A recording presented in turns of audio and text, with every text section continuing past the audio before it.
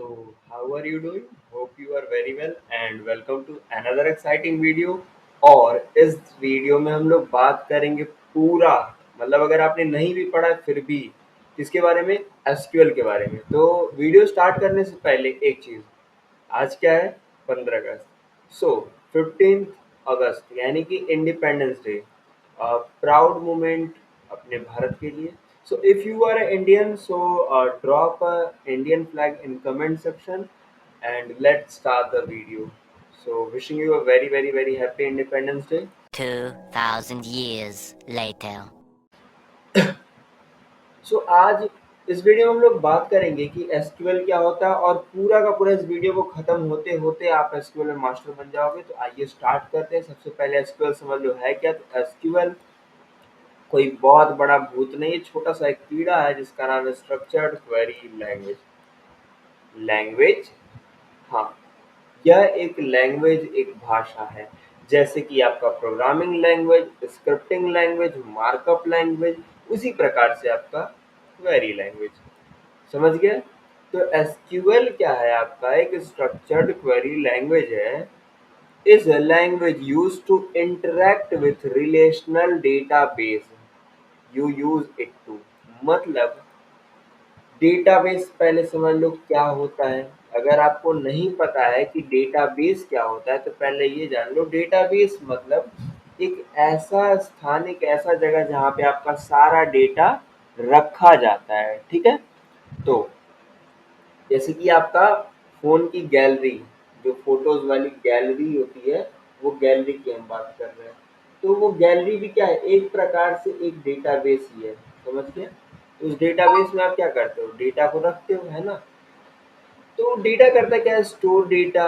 Query मतलब retrieve data, update data, delete data, create data basis structure like table और indexes के form में। SQL is standardize and supported by system like PostgreSQL, MySQL, SQLite यानी कि Turso DB जो कि libSQL, SQL server और Oracle. ये सारे बड़े बड़े क्या हैं, एसक्यूएल के बेस्ड सपोर्टेड सिस्टम है। एंड इसके बाद क्या है, why do we use SQL. हमें सबसे पहले ये समझना चाहिए कि एसक्यूएल का इस्तेमाल क्यों करना, कि क्या जरूरत है एसक्यूएल पढ़ने का, है ना। सो गोल क्या है, स्ट्रॉन्ग एंड ऑर्गेनाइज डेटा यानी कि इंसर्ट इनटू यूजर। ये एक एग्जांपल है, वो छोड़ो, मेन चीज गोल पे ध्यान दो, जो तुम्हारा गोल है वो देखो। तो स्टोर करता है, ऑर्गेनाइज करता है, क्वेरी करता है, डेटा में अपडेट करता है, डिलीट करता है, डिजाइन करता है, बहुत सारे काम करता है। SQL essentially for backend data. समझ गए, मतलब बैकएंड वगैरह बनाने के लिए, डेटा एनालिसिस के लिए, फुल स्टैक डेवलपमेंट वगैरह के लिए एसक्यूएल बहुत काम करता है। ठीक है। तो कुछ कॉमन ओवरव्यू बात करेंगे एसक्यूएल कमांड्स की। बेसिकली ये क्या है, तो डेटा डिफिनीशन लैंग्वेज, जैसे कि अब इनको भी 5 भाग में डिफाइन किया गया, जिनमें सबसे पहला आपका जो आता है वो डीडीएल होता है, यानी कि डेटा डिफिनीशन लैंग्वेज। इसके अंदर हम लोग बात करते हैं डेटा को डिफाइन करने के लिए उसके स्ट्रक्चर्स के बारे में, जैसे कि क्रिएट करना, अल्टर यानी कि डेटा को क्या करना, चेंज करना, ड्रॉप करना, ट्रंकेट यानी कि delete all data from table. इसी प्रकार से कहता है डीएमएल, यानी कि डेटा मैनिपुलेशन लैंग्वेज। ये डेटा को मैनिपुलेट करने का काम करता है, जैसे कि इंसर्ट, सेलेक्ट, अपडेट, डिलीट। समझ गए। तो अभी हम क्या करते हैं, एक बेसिक सा कोड करते हैं जिसमें हम क्या करेंगे, डेटा को क्रिएट करेंगे, टेबल को क्रिएट करेंगे, है ना। तो अब इस कोड को रन कहाँ करोगे ये भी मैटर करता है ना। तो चलो मैं बहुत सिंपल सा तुमको एक जगह एक तरीका बता रहा हूँ यूज करने का। आप सिंपल गूगल में आओ और लिखो एसक्यूएल, RUNNER, रनर, सिंपल सा। तो आपको बेसिकली गूगल पे सर्च करना है एसक्यूएल रनर, और तमाम वेबसाइटें देखने को मिलेंगी। कोई एक वेबसाइट खोल लो, मेरा मन किया पहला वेबसाइट खोल लिया। अब इस वेबसाइट में आप अपने एसक्यूएल लैंग्वेज की कोडिंग कर सकते हो। सबसे पहले इसका मोड जो है वो काला यानी कि डार्क कर दो। एंड इधर ये जो ऑप्शंस आ रहे हैं ये कुछ बाय डिफ़ॉल्ट आपको देखने को मिलते हैं। तो बेसिकली अभी क्या करो, आप ये पूरी चीज़ को ऐसे रिमूव कर दो। एंड जैसे कि कह रहा है क्रिएट टेबल, इसका नाम है यूजर्स नाम का, उसे बनाओ और उसमें क्या होगा, आईडी होगा। बहुत सिंपल है। जैसे क्या कह रहा है क्रिएट टेबल, आपको एक टेबल बनाना है जिसका नाम है यूजर्स, ठीक है। उसमें आईडी होगी, यूजर नेम होगा, एज होगा एंड इज एक्टिव होगा। अब इसके बाद इनके बगल बगल में कुछ चीजें लिखी, जैसे कि जो आईडी होगा उसका टाइप क्या होगा, इंटीजर। आपको पता है जो आईडी होती है, नंबर होता है, वो सब इंटीजर यानी कि नंबर होता है। यूजर नेम यानी कि यूजर का जो नाम होगा वो टेक्स्ट होगा यानी कुछ लिखावट होगी। एज भी इंटीजर होगा। लेकिन जो एक्टिव और नो एक्टिव होने की कंडीशन है वो बूलियन होगी। बूलियन मतलब या तो हाँ या तो ना, ट्रू और फॉल्स नहीं। अब आईडी की दो चीजें डिफाइन होने के बाद ये एक प्राइमरी की होगा यानी कि ये एक लौता होगा, ठीक है, ये मेन होगा। यूजर नेम क्या होगा, नॉट नल, यानी कि ये खाली नहीं हो सकता है। इन जो एज है वो खाली भी हो सकता है और उसे छोड़ भी सकते हैं। एंड इज एक्टिव क्या है, डिफॉल्ट वन, वन का मतलब ट्रू, बाय डिफॉल्ट क्या होगा, ट्रू होगा, ठीक है। तो यहाँ पे लिखा भी है प्राइमरी की मतलब unique identifier, text, integer, Boolean एक डेटा टाइप है, नॉट नल, रिक्वायर्ड फील्ड होता है, डिफॉल्ट मतलब डिफॉल्ट वैल्यू होती है, ठीक है। तो अगर मैं इसे कॉपी करूँ एंड सपोज दैट मैं यहाँ पे पेस्ट करता हूँ एंड मैं कह रहा हूँ कि रन एसक्यूएल की जो भी क्वेरी है, तो यहाँ पे लिख रहा है SQL query successfully executed, however the result set is empty. मतलब आपका जो क्वेरी जो टेबल है वो एग्जीक्यूट हो चुका है। तो अगर आप यहाँ पे आओगे तो मे बी आपको यहाँ पे एक टेबल देखने को मिलेगा नीचे यूजर्स नाम से, देखो दिख रहा है ना। लेकिन इसमें अभी एम्प्टी है, कुछ नहीं है। जिसमें हमने आईडी बनाया, यूजर नेम बनाया, एज बनाया और क्या बनाया, इज एक्टिव बनाया। तो हमने ये चार चीजें बनाई है ना। तो अगर आप यहाँ पे देखोगे तो यहाँ पर भी आपको इस प्रकार से यूजर नाम से मिल रहा होगा, है ना। तो यही चीज है। तो हम इसे कट कर देते हैं। ये जो तीन मिलते हैं ये बाय डिफॉल्ट होते हैं इसके अंदर।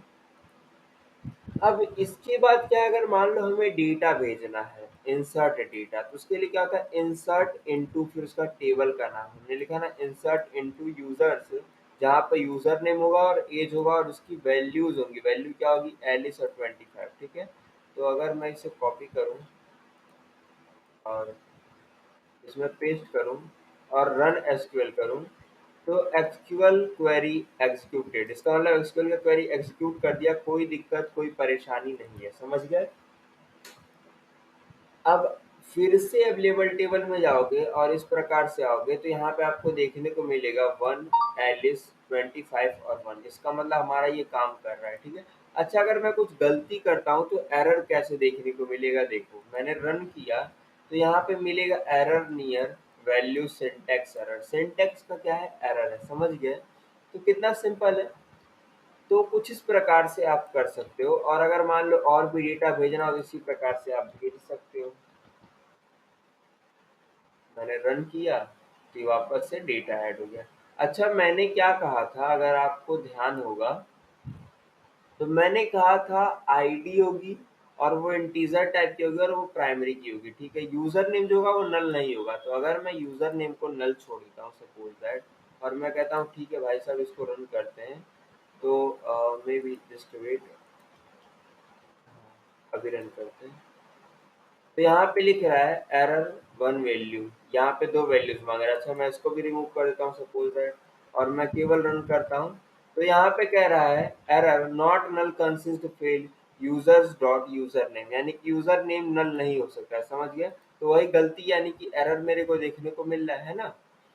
तो बस वही चीज है। अ, अब अगर वापस से सही करना है तो आपको वही कमांड करना पड़ेगा, लिखना पड़ेगा। तो वापस से अगर आप टेबल में आओगे तो यहाँ पे आपको देखने को मिलेगा एलिस, आरएन और ये सारी चीजें है ना।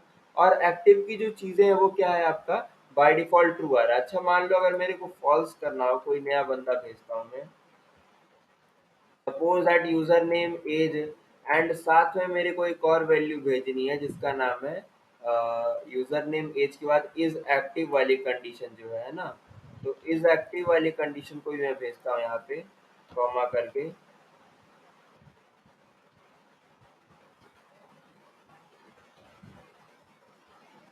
इज, यही तो है, इसी को कॉपी कर लेते हैं। इस एक्टिव की जो कंडीशन है उसे मैं क्या करता हूँ यहाँ पे बाय डिफ़ॉल्ट 0 मतलब फ़ॉल्स कर देता हूँ एंड यहाँ पे बॉब कर देता हूँ, ठीक है? एंड इसे रन करता हूँ, तो यहाँ पे आपको अवेलेबल वाले टेबल में क्या मिलेगा बॉब, लेकिन बॉब की वैल्यू क्या है 0, 0 का मतलब फ़ॉल्स, मैं समझने के लिए 0 1 रख रहा हूँ, ठीक है? अब इसके बाद अगर आप वापस से देखोगे तो यहाँ पे आपको देखने को मिलेगा हमारा टेबल बन चुका है, डेटा उसमें डाला जा चुका है। तो अगर हमें देखना हो सपोज़ दैट डेटा को, तो सब कुछ देखना है सपोज़ दैट सारी चीज़ें, तो उसके लिए हमारे पास एक कमांड होता है देखो, SELECT सेलेक्ट स्टार का मतलब सब कुछ फ्रॉम यूजर्स यूएसईआरएस यूजर्स नाम का जो टेबल था। अगर मैंने ये कमांड लिख करके एंटर हिट किया तो आपको इस प्रकार से पूरा का पूरा ये टेबल आ जाएगा, आपको यहाँ नहीं जाना पड़ेगा, ठीक है? इसी प्रकार से अगर कुछ स्पेसिफिक चीजें देखनी है जैसे कि यूजर नेम और केवल एज, तो उसके लिए क्या करना पड़ेगा, select user name comma age from users, समझ गए? मतलब केवल कुछ स्पेसिफिक चीज़ों को मंगा रहे हो और रन किया इस कमांड को तो आपको देखने को मिलेगा केवल और केवल यूज़र नेम और उसका एज, ठीक है? इसी प्रकार से अगर मान लो आप कुछ कंडीशन दे देते हो कि मैंने कहा सेलेक्ट सब कुछ from user where age is greater than 18, जिसका एज क्या हो ग्रेटर देन हो 18 के, तो उसे हम लोग देखते हैं, कॉपी किया, गए और रन किया, तो जिन जिन का एज 18 से ज़्यादा होगा वो आ जाएंगे, ठीक है? इसी प्रकार से अ, आप और भी चीज़ें कर सकते हो, या फिर अगर मैं कहूँ इस कस्टमर्स वाले टेबल को मैं देखूँ एक सेकंड के लिए, जस्ट वेट, अवेलेबल टेबल में कस्टमर वाला टेबल, हाँ एज वाला यहाँ पे कंडीशन है, ठीक है? तो मैं एक काम करता हूँ, ये कस्टमर वाले टेबल को पकड़ता हूँ, ठीक है? तो इसको मैं रन करूँगा,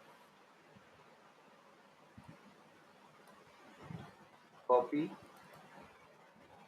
किया एंड अगर मैंने इसे रन किया तो अब देखो उनका ही एज आएगा जिनका एज क्या है 18 से ज़्यादा। अच्छा मान लो मैं और फ़िल्टर करना चाह रहा हूँ 18 नहीं 22 रखता हूँ, तब देखते हैं क्या होता है। तो मैंने अगर इसे रन किया तो केवल और केवल ये 3 डेटा मिला जिसका एज क्या है 22 से ज़्यादा, समझ गए? तो आप ऐसी कंडीशन भी लगा सकते हो with the help of where, greater than, less than, equal to, समझ गए? ऐसे ही आप ऑर्डर भी कर सकते हो, सेलेक्ट सब कुछ from users and order by age, उसके एज के ऑर्डर में कर दो। जैसे कि मान लो अगर मैंने केवल और केवल सपोज दैट कस्टमर को मंगाया तो सब कुछ आ जाएगा, लेकिन मैं कह रहा हूँ एक सीक्वेंशियल ऑर्डर में नहीं है, उसे ऑर्डर में कैसे करोगे, ऑर्डर बाय के थ्रू, ठीक है? तो यहाँ पे हम लिखेंगे ORDER order by age DESC, यानी कि उसके डिसेंडिंग ऑर्डर में। तो हम डिसेंडिंग ऑर्डर में करेंगे और इसे रन करेंगे तो आपको देखने को मिलेगा 31 28 25 22 और 22, ठीक है? और अगर ये DSC नहीं लगाओगे तो वो असेंडिंग में हो जाएगा, यानी कि उसके उल्टे ऑर्डर में 22 22 25 और लास्ट में 31। समझ में आ रहा है ना बात? बहुत सिंपल एसक्यूएल, समझ गए? एंड ऐसे ही लिमिटिंग रिजल्ट, अगर आप रिजल्ट को लिमिटेड चाहते हो तो लिमिटेड आएगा। जैसे कि मान लो आप मंगा तो रहे हो लेकिन मैं लिमिट लगा रहा हूँ, मान लो मैं कस्टमर्स को मंगाया, लगभग डेटा कितना इसमें 4 5 है ना, लेकिन मैं लिमिट लगा रहा हूँ, लिमिट कितने का 2 का, तो केवल वो 2 डेटा को लेकर आएगा, समझ गए? कोई 2 डेटा, समझ गए ये चीज़ें? इसी प्रकार से आप अपडेट कर सकते हो डेटा को। जैसे मान लो मेरे को क्या करना है, update user set age is equal to 30 where ID is equal to 1, ठीक है? तो देखो मान लो मैं टेबल्स में गया और मैं अपने नीचे ये यूजर्स वाले टेबल में जाता हूँ एंड उसे अपडेट करता हूँ। जैसे मान लो मेरे को इस एलिस का एज 30 करना है तो मैं कैसे करूँगा, यहाँ पे एक कमांड लिखूंगा update users set age is equal to 30 where ID is equal to 1, जिसकी आईडी क्या है 1 है, उसे आप क्या कर दो, अपडेट कर दो। तो मैं अपडेट कर देता हूँ, तो यहाँ पे आओगे इसका एज क्या हो गया 30। अच्छा एक देखोगे तो तीसरे वाले आईडी में क्या है, कुछ लिखा नहीं है, ये एम्प्टी है। तो हम इसे कैसे अपडेट करेंगे, तो हम कहेंगे अपडेट यूजर्स सेट एज नहीं, set USERNAME user name, sorry may be this is a fault, मेरे को स्मॉल लेटर में लिखना है USER user name. And user name में क्या होगा हमारा, समथिंग लाइक आंसर। एंड उसके बाद हमारा आईडी क्या होने वाला है, समथिंग लाइक 3, हमारा तीसरे वाले पे करना है ना। यहाँ पे अगर आप वापस आओगे और इसे ऐसे स्क्रॉल डाउन करोगे तो यहाँ पे देखो आंसर हो गया, है ना इंटरेस्टिंग। बहुत इजी है मेरे भाई, तू सीख जाएगा 2 मिनट में, ठीक है। इसी प्रकार से डिलीट कर सकते हो डेटा को। वो कैसे करोगे, delete from users where age is less than, ये मतलब जिन बंदों का एज क्या 18 से कम है उन्हें डिलीट मार दो, साफ सीधी बात। तो मैं ये करता हूँ और मैंने क्या किया, डिलीट दैट। जैसे ही रन करोगे तो आपको केवल और केवल वही डेटा मिलेगा जिसका एज क्या होगा 18 से कम होगा, मतलब वो डिलीटेड होगा। अच्छा मान लो मैंने कहा 30 से नीचे वालों को डिलीट कर दो, साफ सीधी बात। अब कोई नहीं बचेगा एलिस के अलावा। अगर मैंने इसको रन किया तो वापस आओगे तो केवल एलिस बचेगा, समझ गए, क्योंकि उसका एज 30 से बड़ा था। समझ गए कि नहीं। ऐसे ही क्या होता है एल्टर टेबल। एल्टर का मतलब क्या होता है, बेसिकली ऐड कॉलम। अगर कोई कॉलम बाद में भूल गए और तुम्हें ऐड करना है तो कैसे करोगे, alter table users add column email, और उसका टाइप क्या होगा, टेक्स्ट।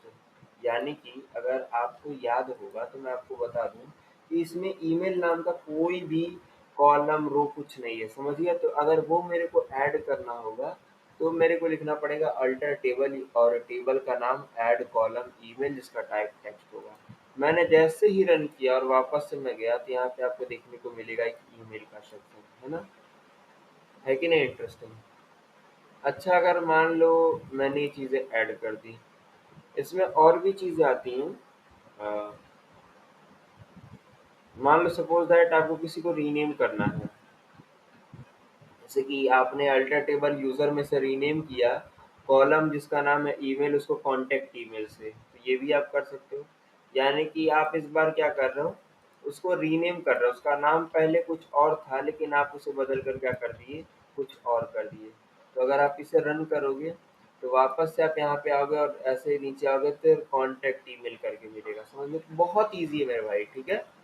अब ये चीज़ करने के बाद अगर मान लो पूरा टेबल गायब करना था तेरी, तो उसको क्या करोगे, ड्रॉप टेबल करके ऐसे लिखो, ड्रॉप टेबल यूजर्स नाम से, और रन करो, वापस जाओ और वो टेबल गायब मिलेगा। यहाँ से भी देख लो खोल कर, वो टेबल है ही नहीं, है ना।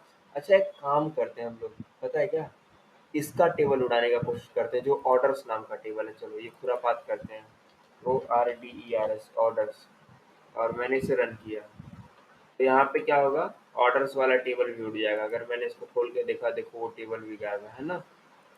तो बहुत इजी है। ऐसे कुछ एग्रीगेटिव फंक्शन होते हैं जैसे कि सेट काउंट, सेलेक्ट काउंट सब कुछ फ्रॉम यूजर्स, ऐसे ही select average age from users, मतलब कुछ एवरेज चीज़ें निकालने के लिए हम लोग काम करते हैं। तो इसे भी आप देख सकते हो। इस बार कस्टमर्स पे काम करते हैं, ठीक है। तो हमारे पास कौन सा टेबल है, कस्टमर्स नाम का। तो एक एवरेज एज ये मेरे को बताएगा कि एवरेज एज क्या है। देखो एवरेज एज क्या है, 25.6, मतलब टोटल लगभग 25 एज के ज़्यादा लोग हैं। अगर आप देखोगे भी तो 25 ज़्यादा मिलेगा, है ना।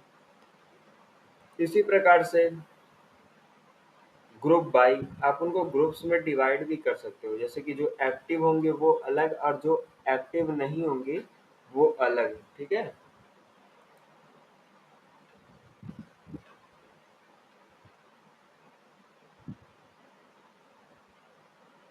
अब इस एक्टिव नाम का इसमें तो कोई कॉलम नहीं है। अ, मेरे को फिर से अपना वो डेटा बनाना पड़ेगा, ये वाला डेटा। फिर से यूजर्स को मेरे को क्रिएट करना पड़ेगा, मैंने ड्रॉप तो कर दिया, कोई बात नहीं। मैं फिर से यूजर्स को क्रिएट कर लेता हूँ फटाफट और इसको रन करता हूँ। And that is great awesome. And after that हम इसमें वैल्यूज़ को ऐड कर लेते हैं फटाफट, झटाझट फटाफट। और इसमें यूज़र नेम के साथ साथ क्या होगा, इज़ अंडरस्कोर ACTIVE एक्टिव होगा।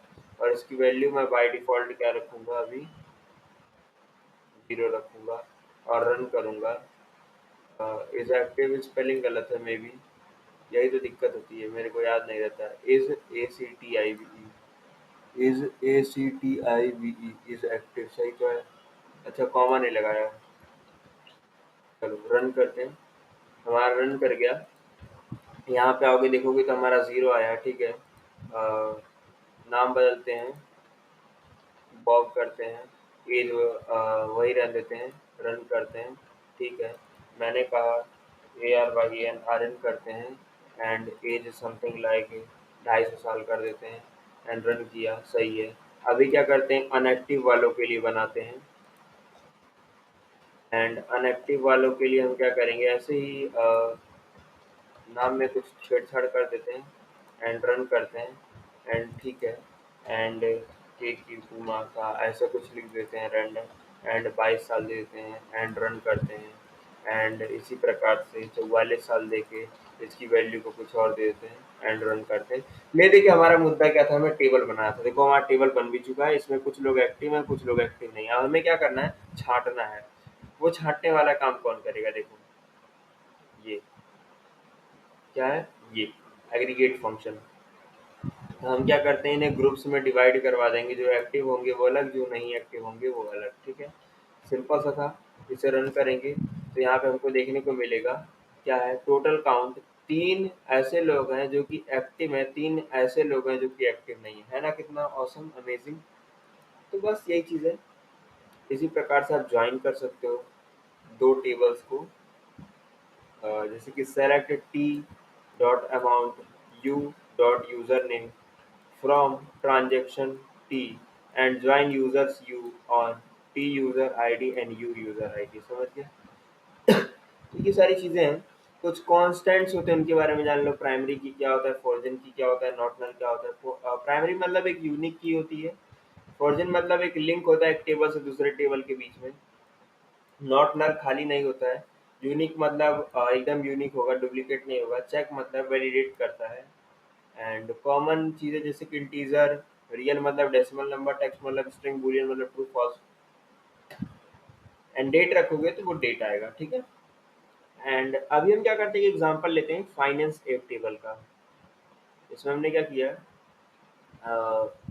क्रिएट टेबल यूजर्स नाम से एंड क्रिएट टेबल ट्रांजेक्शन नाम से। सबसे पहले तो अपना टेबल उठा लेते हैं, DROP drop, TABLE table and table का नाम USERS यूजर्स। हम सारे यूजर्स को भगा देते हैं, जाओ भागो यहाँ से, ठीक है।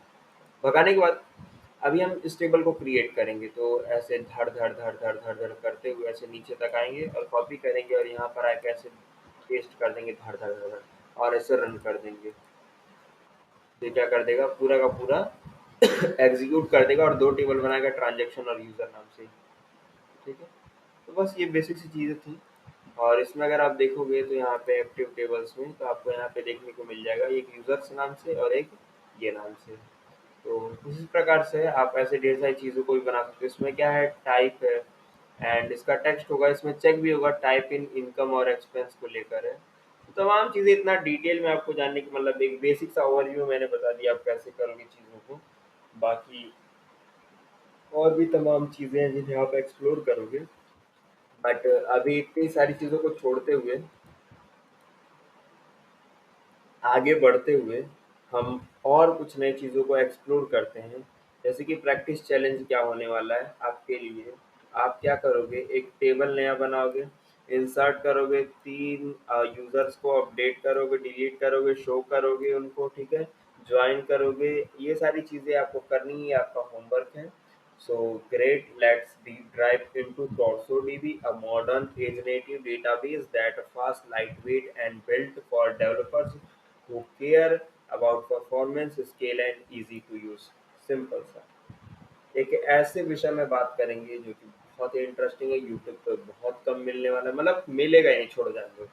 सो टॉर्सो डीबी के बारे में बात करते हैं। टॉर्सो डीबी क्या है, what is torso dB? So Torso is an open source distributed embedded database on top of libSQL fork of SQLite, यानी कि SQLite का एक फोर्क वर्जन है समझ लो। अ, ये बेसिकली libSQL के ऊपर बेस्ड है, मतलब SQL ही है। It brings the developer simplicity for SQLite to a cloud with distributed low legacy performance of edge databases like PlateScale, Supabase and other stuff। मतलब टॉर्सो डीबी बहुत बेहतरीन है। अगर आपको बहुत लाइट वेटेड डेटाबेस को इस्तेमाल करना है, हल्का एकदम, मतलब परफॉर्मेंस एक नंबर दे, तो टॉर्सो डीबी आप इस्तेमाल कर सकते हो। कुछ इसके की कॉन्सेप्ट्स हैं टॉर्सो डीबी के, जैसे कि बन ऑन एसक्यूएलाइट, डिस्क्रिप्शन में आप पूरा ये पढ़ सकते हो जहाँ तक जो भी लिखा हुआ है, ठीक है, मैं आप ही के लिए लिखा हूँ। डिस्ट्रीब्यूटेड डीबी में क्या है, data is replicated across edge location near the user and embedded option sync, zero configuration करना है, full SQL support, ये सारी चीजें आप पढ़ लो। वैसे टॉर्सो और एसक्यूलाइट में कुछ डिफरेंस जान लो फीचर्स के ऊपर। लोकल ओनली, यस, यस केवल और केवल लोकल काम करता है। Replication, no. एसक्यूलाइट यानी कि टॉर्सो में है, यानी कि क्लाउड और एज पे भी ये चलता है, ठीक है। Client server mode, no, yes इसमें होता है। Ideal for backend, limited, yes, ये बना ही है मॉडर्न एप्लीकेशंस को बनाने के लिए, समझ गए। तो राइट परफॉर्मेंस, ये केवल और केवल फास्ट होता है, लेकिन टॉर्सो ना फास्टर है भैया, फास्टर पूरा, ठीक है। टॉर्सो की अगर आप आर्किटेक्चर की बात करोगे, तो ये क्लाउड डेटाबेस है प्राइमरली, मतलब ये मोस्टली क्लाउड पर ही है, hosted database with fully read write support. Edge replicates है, read only miners deploy new users for fast access. LibSQL client मिलता है जो कनेक्ट करता है local remote database over HTTP and web socket, यानी कि लिबएसक्यूएल क्लाइंट एक कॉन्सेप्ट है इसके अंदर, जिसके थ्रू आप क्या करते हो, डेटाबेस को कनेक्ट कर पाते हो और लोकली, और उसको एक्सेस कर पाते हो ग्लोबली, मतलब पूरे अक्रॉस वर्ल्ड से, लाइक मोंगो डीबी वगैरह। टोरसो सीएलआई, एक सीएलआई मिलता है जहाँ पे आप अपने कमांड लाइन इंटरफेस के थ्रू इन सारी चीज़ों को यूज कर सकते हो, मैनिपुलेट कर सकते हो। So getting started with Turso DB, आपको क्या करना है, इंस्टॉल करना है सीएलआई को, अपने सिस्टम में ये कमांड पेस्ट करना है, और ये करने के बाद आपको टोरसो लॉगिन करना है, जिसमें आपका जीमेल वगैरह पूछेगा। एंड ये सारी चीज़ें होने के बाद आप क्रिएट कर सकते हो डेटाबेस को कुछ इस प्रकार से, लेकिन मैं ये झाम ताम नहीं बताऊंगा, मैं आपको बहुत सिंपल और सटीक तरीका बता रहा हूँ।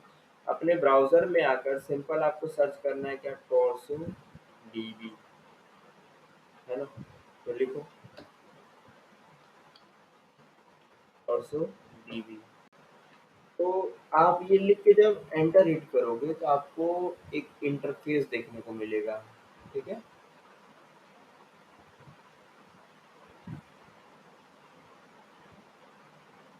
सो जैसा ये लोड करके ओपन हो रहा है, वैसे इसके यूआई यूएक्स को आप देखोगे तो आप हैरान हो जाओगे, बहुत बेहतरीन है यूआई यूएक्स इसका। ये मेरा ऑटोमेटिक लॉगिन हो गया, अगर मैं लॉगिन ना करूं तो इसको जस्ट थोड़ा सा कट करके मैं वापस से इंटरफेस पे आकर आपको दिखाना चाहूंगा कि आखिर दिखता कैसे है। बार बार मैं लॉगिन कर, अरे भाई साहब मेरे को लॉगिन नहीं करना था, मतलब जस्ट वेट एक सेकंड, मैं एक काम करता हूँ इसको इनकॉग्निटो पे दिखाता हूँ आपको। और so DB, now this is pretty good. देखो ये है टॉर्सो डीबी, समझे कितना औसम। अभी देखो ये लोड कर रहा है, लोड हो गया। तो बेसिकली है क्या, टोरसो डीबी की अगर आप बात करोगे तो डेटाबेस फॉर ऑल, जितने भी आप प्रोजेक्ट्स और चीज़ों को बनाते हो उन सभी के लिए। अगर देखो ये कंपनियां कौन कौन इस्तेमाल करती है, तो प्रिज्मा, किन, ड्रिजल, ओआरएम, ओपन स्टेटस, और ये तमाम कंपनियां जो इसको इस्तेमाल करती हैं। डेवलपर सपोर्ट भी बहुत ज़्यादा है। एंड डेटाबेस में अगर देखोगे इस्तेमाल करना, तो सारी कंपनियां ए टू जेड, ये देखो नेटलिफाई भी यूज़ कर रहा है, फ्लाई डॉट आईओ, वर्सल, अरे भाई साहब सब के सब यूज़ करते हैं, समझ गए। तो ये चीज़ है।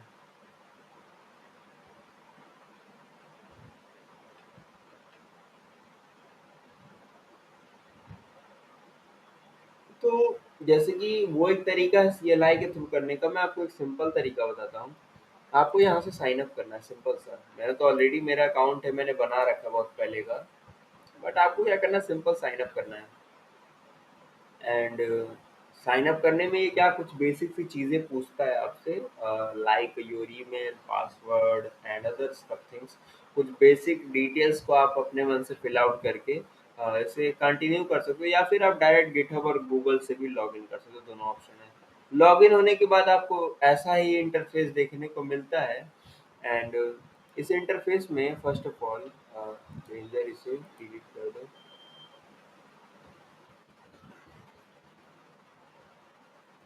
इस प्रकार से डेटाबेस वैसे अगर आपके पास होगा तो आप डिलीट कर सकते हो, लेकिन अब देखो करना क्या है। यहाँ पे कुछ इस प्रकार से ऐसे सेक्शन देखने को मिलेगा, और यहाँ पे डेटाबेसेस का सेक्शन है। एंड यहाँ पे क्रिएट ग्रुप का, और यहाँ पे क्रिएट डेटाबेस का। तो हमें सबसे पहले क्या करना है, अपना डेटाबेस अगर क्रिएट करना है तो यहाँ से क्या करोगे, सिंपल क्रिएट डेटाबेस पे क्लिक करोगे, ठीक है। इसमें क्या सलाह दे रहा है, इस प्रकार से torso dB, create my blog dB, ऐसे करके, समझ गए। आप ऐसे कुछ भी बना सकते हो, फर्क नहीं पड़ता है। अ, आप भी ऐसे ही बना सकते हो। इस मान लो मैंने कहा क्रिएट डेटाबेस, भैया बनाओ। डेटाबेस का नाम माई हाइफन बी एल ओ जी ब्लॉग हाइफन डीबी, इस प्रकार से। एंड ग्रुप जो है वो बाय डिफॉल्ट अगर पूछता है तो डिफॉल्ट पे ही लिख कर क्रिएट डेटाबेस कर दोगे, तो विद इन अ सेकेंड ही आपका डेटाबेस क्रिएट करके दे देगा, इस प्रकार से। देखो इसमें भी कोई रो नहीं है, कोई कुछ नहीं लिखा, एकदम खाली सिंपल सादा है, ठीक है। इसके बाद अगर मान लो आपको अपने उस डेटाबेस में कुछ चीज़ें बनानी है, तो अ,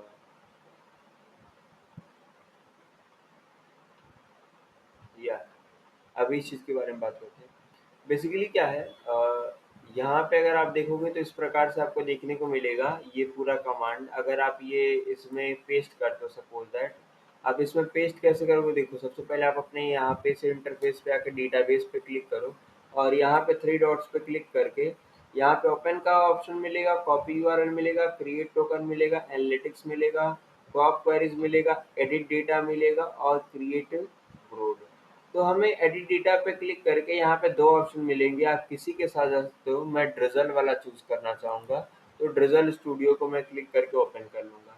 अब ये स्टूडियो करता क्या है, कुछ नहीं, बस आपको एक जीयूआई बेस्ड इंटरफेस प्रोवाइड करता है, जिसके थ्रू आप क्या कर सकते हो, एसक्यूएल के कोड वगैरह को लिख के रन वगैरह कर सकते हो। देखो यहाँ पे ऑप्शन भी दे रहा है एसक्यूएल कंसोल करके,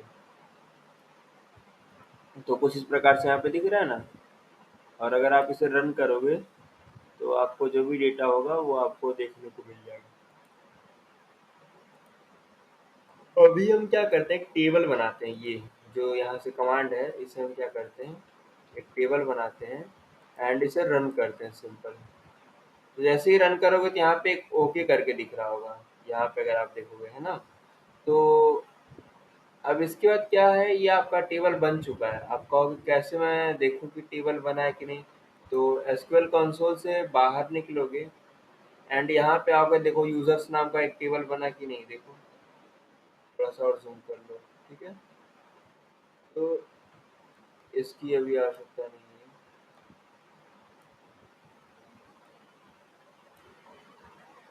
तो इस प्रकार से आपका बन गया। एंड अगेन अगर आप पोस्ट के लिए बनाना चाह रहे हो तो उसके लिए फिर से ये कमांड यहाँ से यहाँ तक कॉपी करो, एंड यहाँ पे क्या कर दो, पेस्ट कर दो, एंड अगेन रन करो। तो यहाँ पे नीचे फिर आपको एक ऑप्शन देखने को मिलेगा ओके का, इसका मतलब फिर से हमारा बन चुका है।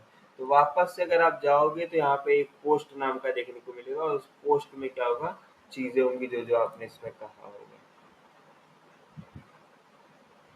अब अगर मान लो आपको कनेक्ट करना होगा अपने डेटाबेस को अपने प्रोजेक्ट के साथ, तो कैसे कनेक्ट करोगे, है ना। तो बेसिक ये चीज़ें हैं। वैसे भी हम पूरे होल प्रोजेक्ट के बारे में भी बात करेंगे, ये तो एक बेसिक सा ओवरव्यू है कैसी क्या चीज़ें चल रही हैं। इसमें जैसे कि होता है क्या, एक काम करते हैं, हम आपको इस चीज़ को डॉक्स से समझाते हैं। मे बी इसमें डॉक्स का जो सेक्शन है,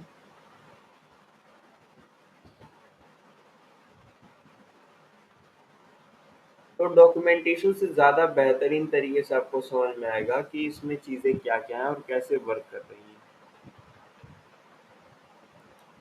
गो टू डैशबोर्ड। ये जब मेरे डैशबोर्ड पे आ रहा था ये एग्जैक्ट वो मेरे को नहीं दे रहा है। काम करते हैं, इसे कट करते हैं, वापस से इनकॉग्निटो पे खोलते हैं एंड टॉर्सो डीबी।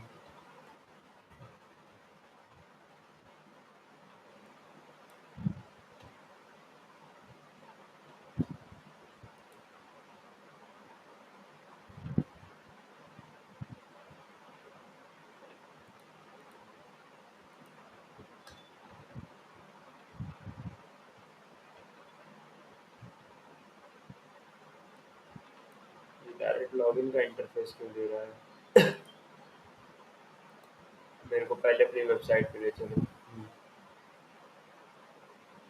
अब इनकी वेबसाइट पर आने के बाद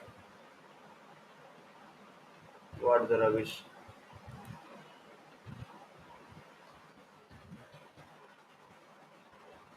टॉर्सो डॉट टेक।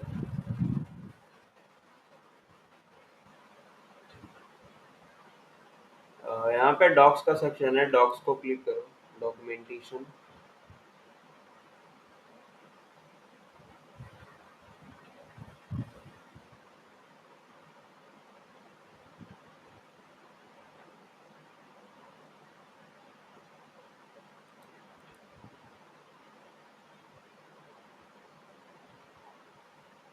तो डॉक्स को जब आप क्लिक करोगे तो यहाँ पे पूरा एक्सप्लेनली समझा रखा है आपको टॉर्सो क्या है और कैसे यूज करते हैं। तो बेसिकली हमें क्या करना है, सिंपल गेट स्टार्ट करना है चीज़ों को, है ना। तो गेटिंग स्टार्टेड पे क्लिक करोगे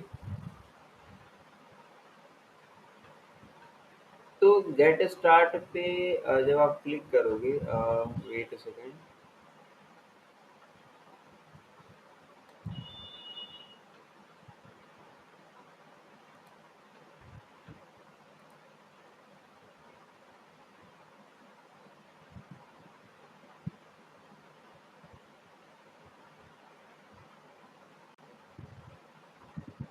या फिर यहाँ पे आपको क्विक स्टार्ट का भी ऑप्शन देखने को मिलेगा और यहाँ से ही आप स्टार्ट कर सकते हो अपनी जर्नी को। सबसे पहले कह रहा है इंस्टॉल करने को, साइन अप करने को, क्रिएट करने को एंड कनेक्ट करने को, ठीक है। तो ये बेसिक सी चीज़ें हमने ऑलरेडी कर रखी, बट यहाँ पर फिर से आप देख सकते हो एक बार इसकी भाषा में, ठीक है। अभी यहाँ पे बात ये आता है connect your application to your database. आप कैसे कनेक्ट कर सकते हो, आपके पास तमाम ऑप्शंस हैं। 2,000 years later.